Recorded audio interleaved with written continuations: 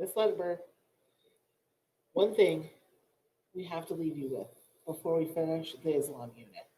We have to talk about Arab expansion and why the Arabs, and particularly Islam, is able to expand all over the world. In front of you, you're looking at a map that we pulled out um, to show you how many people there are around the world who are followers of Islam. So you can see if we look at the map, okay, Muslim population, very, very dark colors, which would be these groups over here, to the very, very light colors, tell you the number of people. Now, don't forget, the reason why Islam expands so far so quickly is because the last sermon of Muhammad. Muhammad tells all of his followers that they need to go out and encourage other people to be followers of Islam. They take that seriously. And so the word spreads really quickly. And people find themselves agreeing with Muhammad and converting and changing to Islam. Now, some of the things that the Arabs are credited with are some other things that we need to talk about. So, first things first, let's look at this city. One of the places that Islam expands into, we've talked about two holy cities in Islam already, Mecca and Medina. The third holy city is the holy city of Jerusalem. Jerusalem has an interesting designation that it is a holy city for all three faiths, Judaism, Christianity, and Islam. They all seem to find their faith and their center converging here in Jerusalem. This picture right here in front of you is actually the center of Jerusalem. This monument, this church right here, is a mosque, and this mosque is called the Dome of the Rock. It actually is a mosque or a church that has been built over the rock in which God spoke to Muhammad. If you remember, we talked about the fact that Muhammad, in a dream, is taken on a winged horse from Mecca to Jerusalem. And while he's there, he has a conversation with God. That conversation, that rock, Mount Moriah, is where they put this Dome of the Rock. The crazy thing about it is, if you change the picture just slightly, here's the Dome of the Rock. This wall right here, holiest place in Judaism. Same location. So this mosque, this church, is built on the foundation of the last temple in Jerusalem that fell, and the remains, all that remains, is this last wall. This is called the Wailing Wall or the Western Wall of the actual Temple Mount. This wall right here is the last wall that held up the temple in which God dwelled. In the Old Testament, it talks about the fact that God inhabited the temple. His spirit was there. So Jews believe that the closest that you can get to God is this wall right here. In fact, they believe so much in the power of this wall in this place that people from all over the world will write notes to God. There's actually a postman whose job it is to take those notes and to shove them in between the cracks of this wall, hoping that their people's prayers will get closer to God.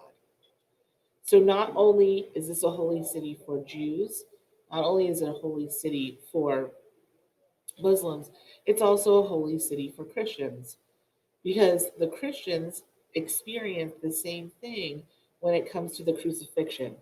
About, I would say, a mile from here is the place where Jesus is crucified, holiest place in Christianity. So in Jerusalem, all three of these faiths kind of converge. It's caused a lot of problems over time. People are constantly arguing about who controls Jerusalem. In fact, we're going to have a whole unit coming up in a couple of months about who controls Jerusalem. So, this is one thing that we needed to make sure we brought to your attention. Ooh, let's go back. This is another good way of looking at this particular area. So here is the Western Wall. This is the Wailing Wall. This section right here, all of this is new. This section right here is the old Temple Wall. And then this is the Dome of the Rock. Very, very close to each other.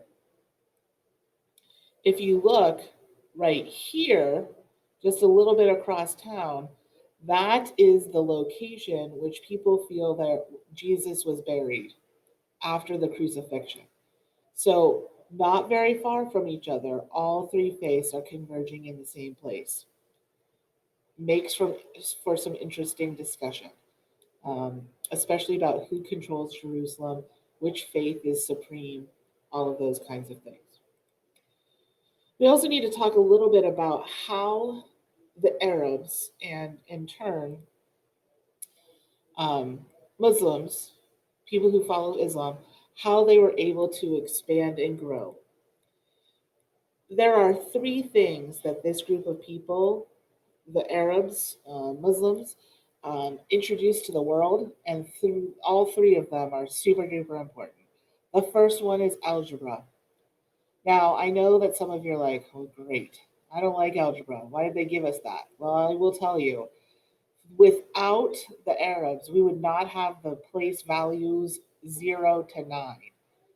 You would still be writing every math problem in Roman numerals. Imagine that for a second, people. So, without algebra and the number system 0 through 9, we would still be back way in the dark ages. So definitely their contribution to math and this new system in which they created so that we could add and subtract numbers, super important. Arabs also gave us Arabian Nights, which, might I add, you've been reading some of. In your language or in your reading class, Mrs. Shepherd and Mrs. Prue have been asking you to read some stories from Arabian Nights. Ali Baba would be one of them, where he says, "Open sesame." And then there is Aladdin, also a very famous story from Arabian Nights.